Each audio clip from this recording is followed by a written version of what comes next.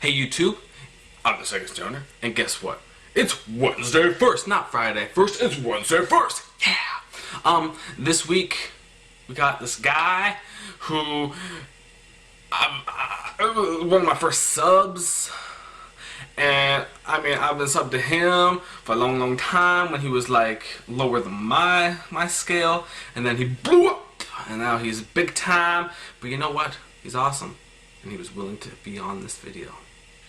So without further ado, let's get on to the show. Yo, what's up everybody? I'm the Asian Guy Gamer. Oh yeah, the Asian Guy Gamer, aka Nintendo Stoner. That's right. Now my good friend TheSegaStoner called me up. It was like, yo, Asian Guy Gamer, aka Nintendo Stoner, do you have any fond memories of Sega?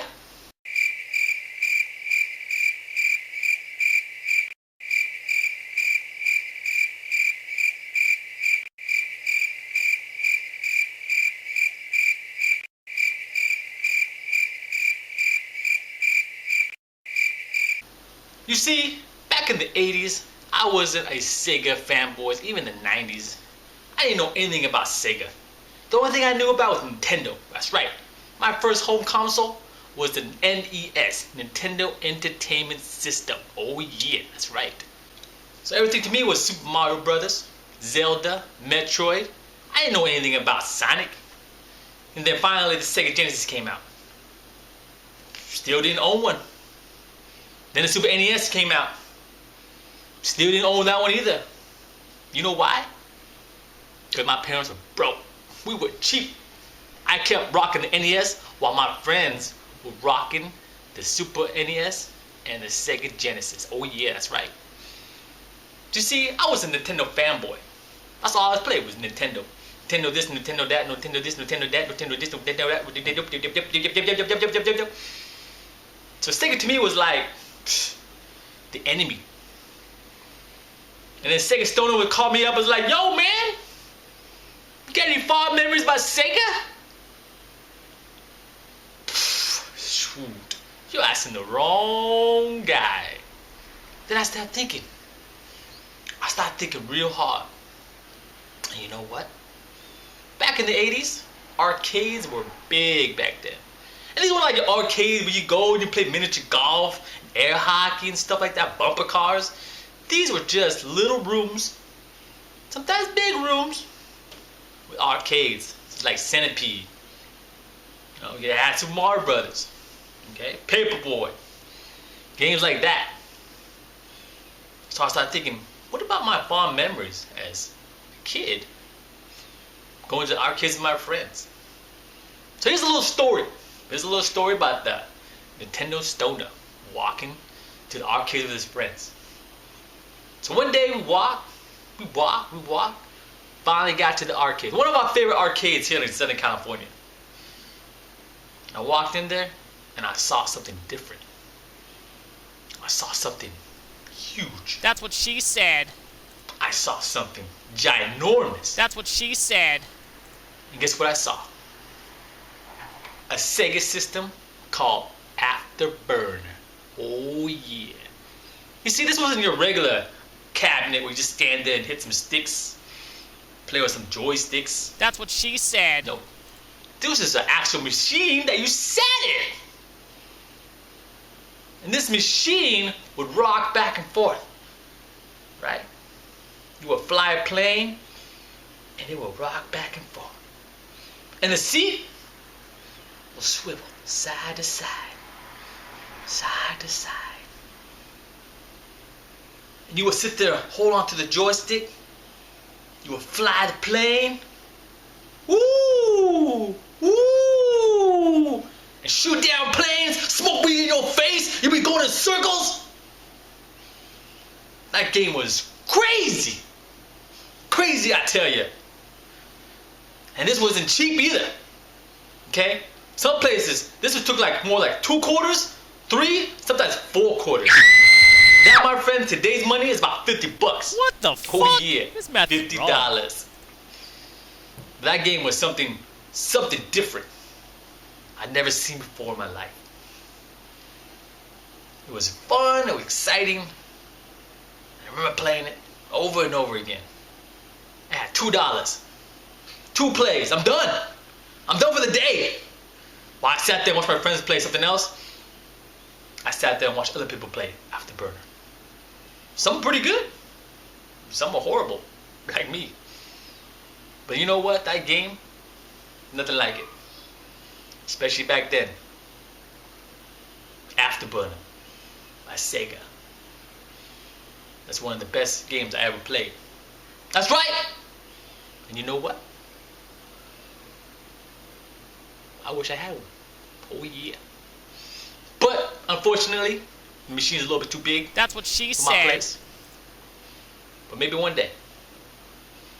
So that's my story, TheSegaStoner. Hope you enjoyed it. Remember one thing. Nintendo does what Sega doesn't. Oh yeah. Peace! Oh no he didn't. What do you mean? No. You're my lawyer. You know I'm the Sega Stoner. You should have planned this crap out, alright? You should have known someone was going to go out being like, ha ha ha, I'm the Nintendo Stoner. No. You should have copywrote that. What? What do you mean I have to make a music video for it? A little intro. What? Oh, crap. I'll talk to you later. I'm back on video. So yeah, that was an awesome story. Good stuff. Afterburner Arcade. Good stuff. I don't remember the first time I played it, but I do have a good memory of one of the first time, or one of the better memories in my head of playing Afterburner in the arcades. It all started back in the 80s. You see, I went on a trip. I was in Hong Kong, and I was, searching the underground fighting arenas, fight clubs.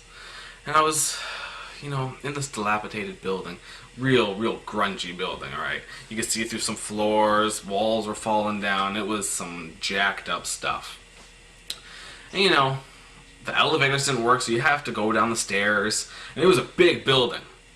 And it was jacked up too, because they had gates on some of the staircases, so you had to literally walk around the building just to get some more stairs.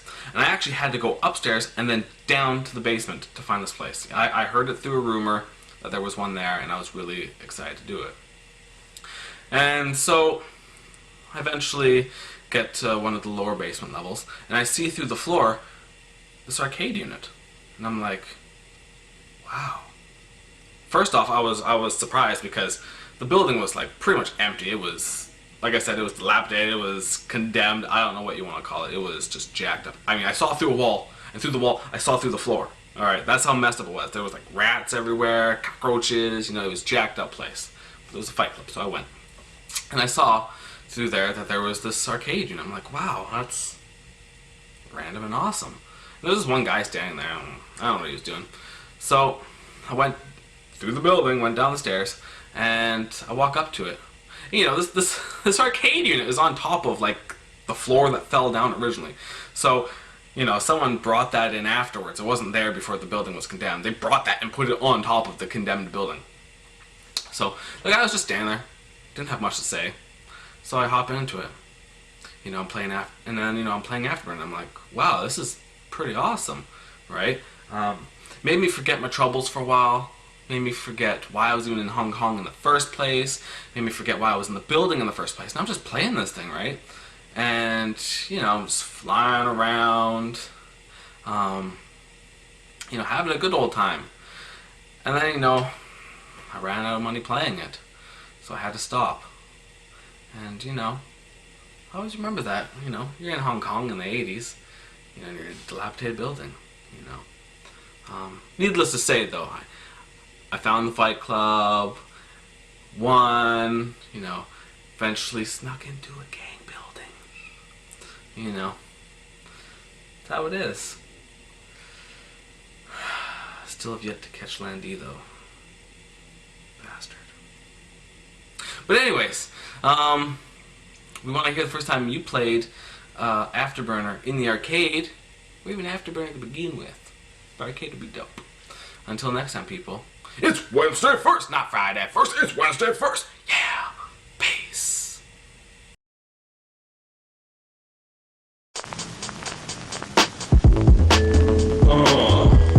Yeah. It's the Nintendo Stoner Show. Don't you know it's the Nintendo Stoner Show? It's the Nintendo Stoner Show. Don't you know it's the Nintendo Stoner Show? It's the Nintendo Stoner Show. What don't you know it's the Nintendo Stoner Show? It's the Nintendo Stoner Show. What don't you know it's the Nintendo Stoner Show?